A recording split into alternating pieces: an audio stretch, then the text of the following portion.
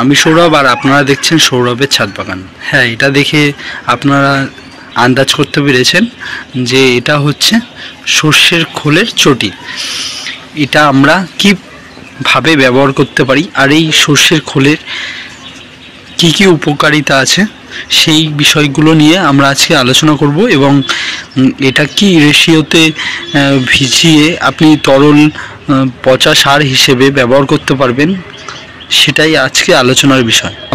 আমরা যারা ছাদ বাগানি বন্ধুরা রয়েছেন তারা হচ্ছে সবাই জানি যে সর্ষের খোল কিন্তু নাইট্রোজেন, ফসফরাস, পটাশিয়ামের একটি খুব ভালো সোর্স এবং এতে প্রচুর পরিমাণে গাছের জন্য খুবই জরুরি। অন্য যেসব গুড ব্যাকটেরিয়া সেগুলো কিন্তু এই সর্ষের খোলে প্রচুর পরিমাণে দেখা যায়।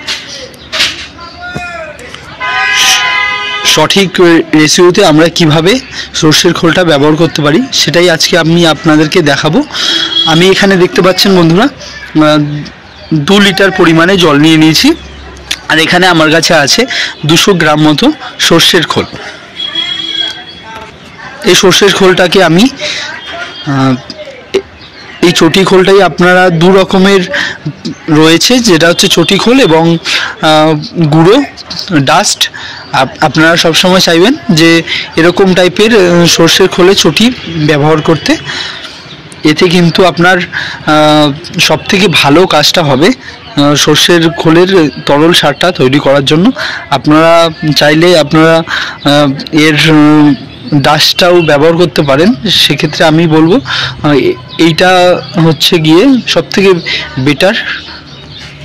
আপনারা যদি মাটির কলসি বা মাটির কোনো পাত্রে সর্ষের খোলটা ব্যবহার করেন সেক্ষেত্রে কিন্তু আপনারা বেটার রেজাল্ট পাবেন। আপনারা চাইবেন মাটির কোনো পাত্রে এটা ভিজানোর জন্য, কিন্তু আমার কাছে যেহেতু মাটির পাত্র সেরকম ছিল না তাই আমি এরকম প্লাস্টিকের বালতি নিয়ে নিয়েছি। কিন্তু প্লাস্টিকের বালতিও কিন্তু খারাপ কোনো কাজ করে না, কিন্তু মাটির বালতি হলে সেক্ষেত্রে আপনার এটা ভালো হবে।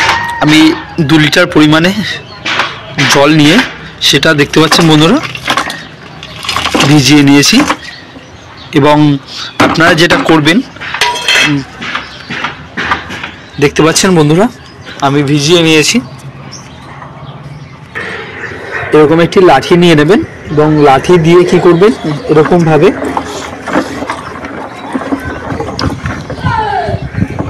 জলটা প্রত্যেক দিন সকালে এরকম ভাবে মিশিয়ে নেবেন।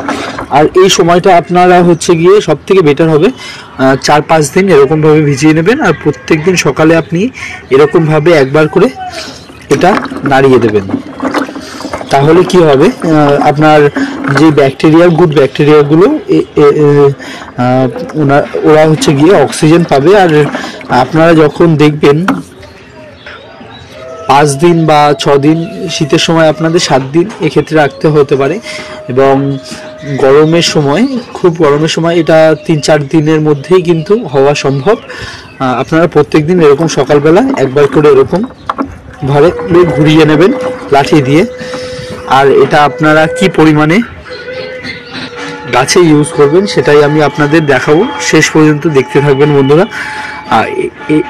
এর পরের ফেজটাই হচ্ছে কিন্তু সব থেকে গুরুত্বপূর্ণ ফেজ। এই সময় ভুল করলে কিন্তু আপনাদের গাছের মারাত্মক ক্ষতি হতে পারে, এমনকি গাছ মারাও যেতে পারে।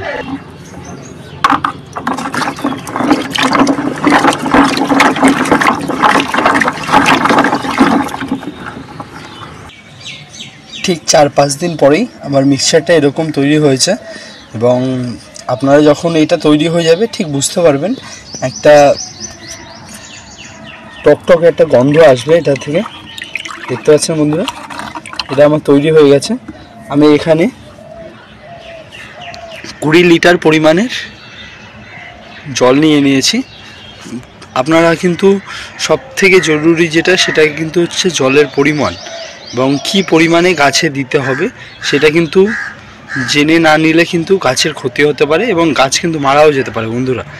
তাই আমি এখানে দেখতে পাচ্ছেন কুলের সাথে নিয়ে নেব 500 গ্রাম তরল সার, যেটা আমি তৈরি করেছি। 500 গ্রাম পরিমাণে তরল সার আমি এর সাথে মিক্স করে নেব।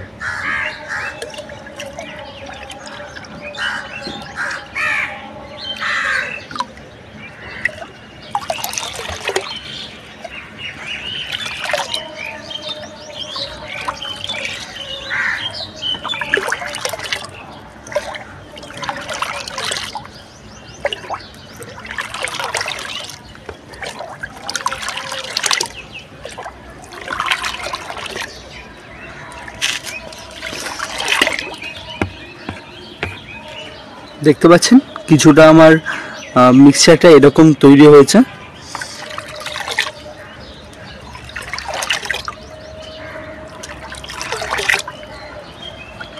আর এটা নিয়ে আমি প্রত্যেকটা গাছের গোড়ায় এরকমভাবে দিয়ে নেব।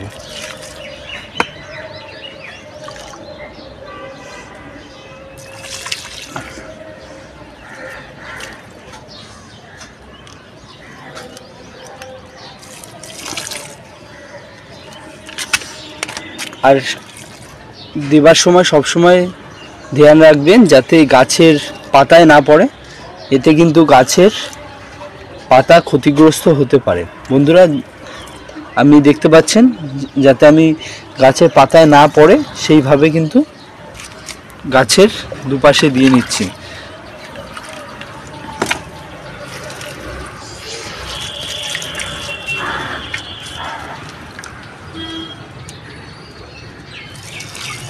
প্রত্যেকটা ফল গাছ, ফুল গাছ এবং যে কোনো সবজির গাছে এরকমভাবে পরিমাণ মতো আপনারা যতটা জল দেন সকালে সেরকম পরিমাণে দিয়ে নিতে হবে।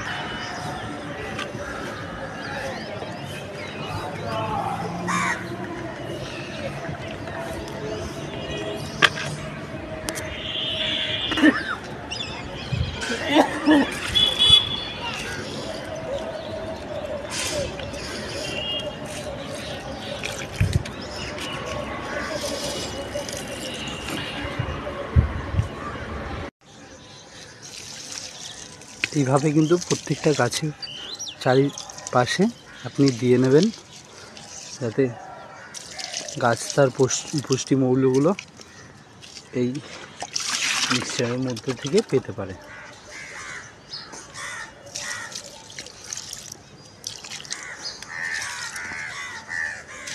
এটা একটু বেশি পরিমাণেই দিয়ে নিয়েছি আমি।